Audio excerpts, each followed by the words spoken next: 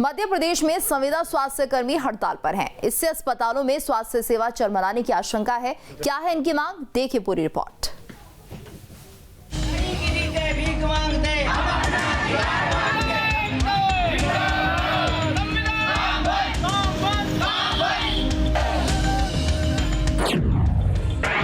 संविदा स्वास्थ्य कर्मियों की हड़ताल,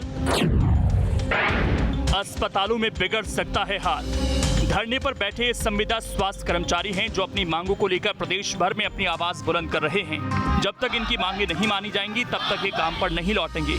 बिल्कुल, ये बात बिल्कुल सही है कि हम लोग जो है ना 20 तारीख को विधानसभा का घेराव करने वाले हैं और अगर 20 तारीख तक हमारी कोई सुनवाई नहीं हुई तो हम लोग रेगुलर वाले भी सभी कर्मचारी जो है ना पूरे मध्य प्रदेश की स्वास्थ्य सेवाएं ठप कर देंगे। 2 सूत्री मांग है हमारी की पहली मांग है कि सभी संविदा स्वास्थ्य कर्मचारी को नियमित किया जाए और जब तक नियमित की फाइल प्रचलन में है तुरंत उनको 5 जून 2018 की नीति का लाभ दिया जाए। अन्य 10 विभागों को इस नीति का लाभ दिया जा रहा है। संविदा स्वास्थ्य कर्मचारियों ने सरकार को आगाह किया है कि मांग नहीं मानी गई तो वो 20 दिसंबर को विधानसभा का घेराव करेंगे और 21 तारीख से नियमित स्वास्थ्य कर्मचारी भी उनका साथ देने आ जाएंगे।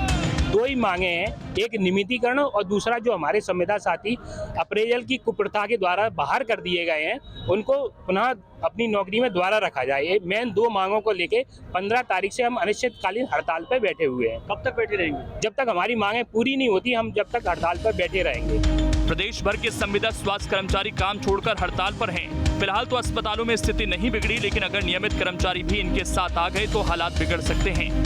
कोरोना के दौरान भी और कोरोना के बाद जो परिस्थिति बनी, पूरे मध्य प्रदेश में स्वास्थ्य सुविधाओं के सुदृढ़ीकरण के लिए प्रदेश की सरकार प्रयास कर रही है। उस दौरान भी हमने कई कार्यकर्ताओं को संविदा बेस पर रखा था, पर जो नियमितीकरण की प्रक्रिया है वो केवल एक विभाग की नहीं है। हमको हमारा नगरीय आवास विभाग में भी इस तरह की समस्याएं हैं, दूसरे विभाग में है और नियमितीकरण की एक अपनी संवैधानिक प्रक्रिया है। उस प्रक्रिया के दायरे के अंतर्गत जो भी संभव हो सकेगा हम उन कर्मचारियों की मदद करेंगे। हम लोग तो शुरू से कह रहे थे कि ये जो स्वास्थ्य कर्मचारी हैं इनको एब्जॉर्ब करो, इनका उपयोग करो।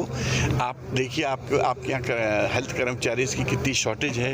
ये आपके लिए प्रकार से ट्रेन मैन पावर है। ये मैन पावर उस वक्त आया था जब आप कोरोना काल में संकट में थे। इन्होंने अपनी जान जोखिम में डाल के आपकी सेवा की है, समाज की सेवा की है।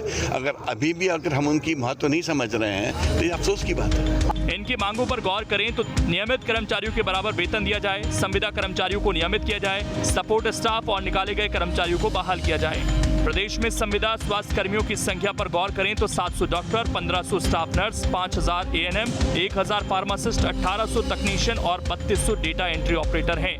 ये तो स्वास्थ्य विभाग के आंकड़े हैं। सभी विभागों में करीब 72,000 अस्थायी कर्मचारी हैं। अंदाजा लगा लीजिए कि अगर सारे कर्मी लामबंद हो गए तो सरकार के सामने कितनी बड़ी चुनौती हो सकती है।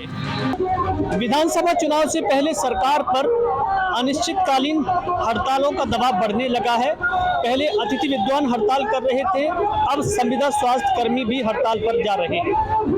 ग्वालियर ही नहीं, मध्य प्रदेश के कई बड़े शहरों में बड़ी संख्या में संविदा स्वास्थ्य कर्मी हड़ताल के साथ साथ ये मांग कर रहे हैं कि इन्हें नियमित किया जाए, क्योंकि कोरोना काल में इन्होंने अपनी जान जोखिम में डालकर लोगों को बचाने का काम किया था।